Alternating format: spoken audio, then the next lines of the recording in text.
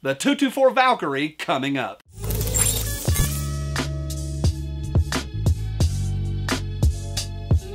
Hey guys, I'm Johnny with PewPewTactical.com, the source for gun reviews, gear guides, and all things that go boom. Today I'm going to walk you through the 224 Valkyrie. I'll get it out to the range, and I'm going to tell you everything that you need to know if you're considering adding a Valkyrie to your arsenal. Now, if it's your first time here, I'm going to put a ton of stuff down below for you to check out, including a link that goes over to our website. Now, that's really where the fun happens. And if you're already on the website, look up above, down below, you know the drill. There's a lot of stuff in there to hopefully help you grow as a shooter. Now, the 224 Valkyrie cartridge was developed by Federal as a new round for the AR-15. It's specifically designed to give more distance to the AR platform. It's a 6.8 SPC case necked down to accept a 224 projectile.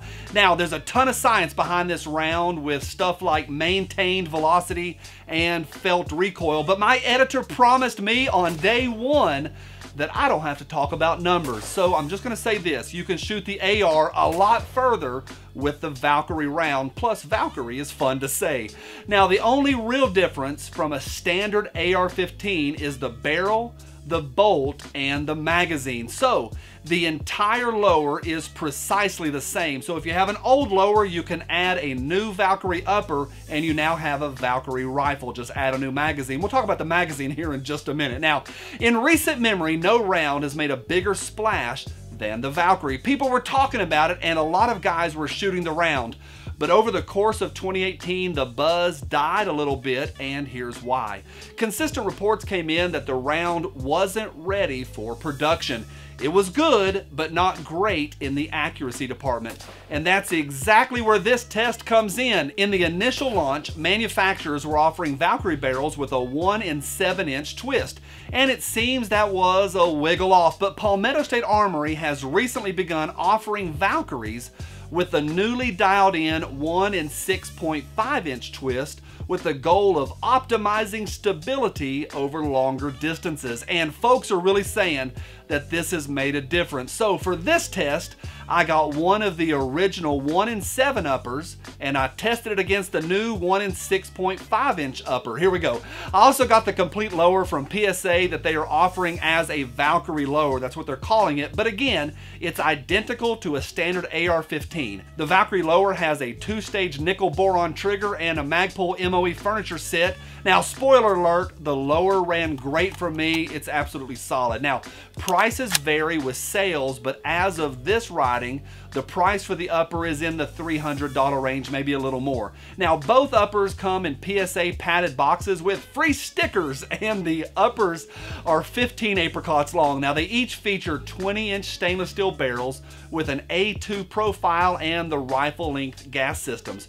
Both have M-LOK free-floating handguards, and the bolt carriers are nitride-coated steel. Now, the only difference that I could find between the old upper and the new upper is in the barrel twist, of course, but also the newer upper's rail is just a little bit different. Now, okay, let's get out to the range. Here we go. For testing the two uppers, I kept everything as identical as possible. I used the same lower and the same trigger, and I paired each upper with a Vortex optic. I tested 3 different rounds. Up first is the Federal American Eagle 75 grain full metal jacket. It's designed specifically as target ammo. Up next is the Federal Gold Medal Sierra Match King. It's 90 grain and has a Nosler tip, and it's designed as a competitive long-range round. Finally is the Federal Fusion. It's also 90 grain with a Nosler soft tip, and it's designed for medium game. Now, there's only one thing worse than watching video of a guy shooting groups. It's the questions that all you snipers are already typing.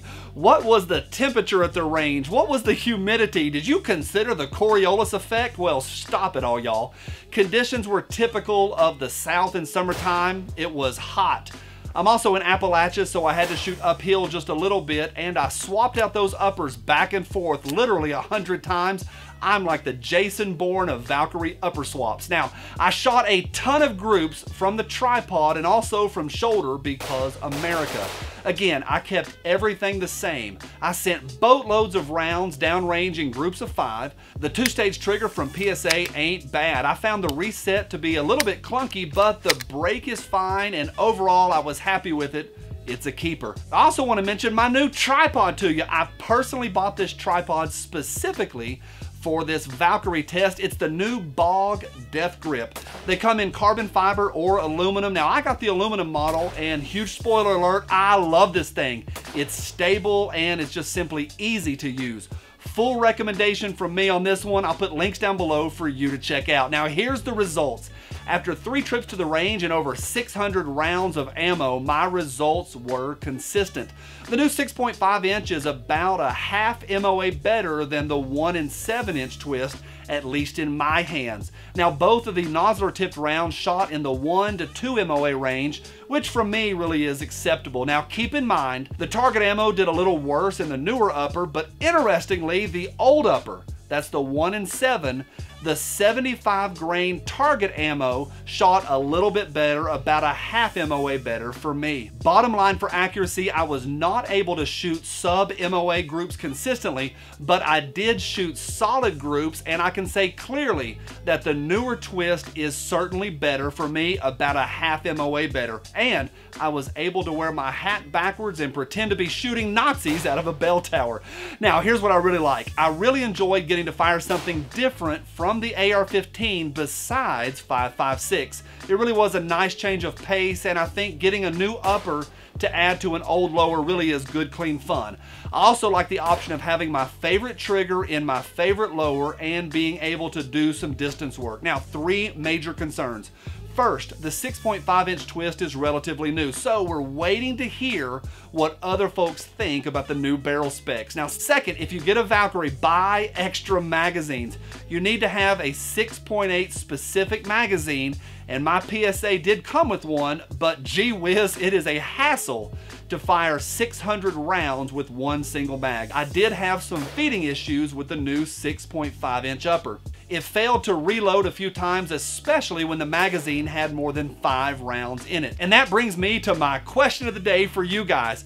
When you get a new firearm, how forgiving are you over the first few hundred rounds? Are you okay with things being stiff and maybe having some misfeeds like I had? Or do you expect flawless function right out of the box? Let me know down below. I will read every single response. All in all, it really was a fun test. The Valkyrie for me gets a thumbs up, especially for those of you wanting to reach out and do a little distance with the AR platform. On behalf of the entire Pew Pew Tactical team, I'm Johnny, and we'll see you soon.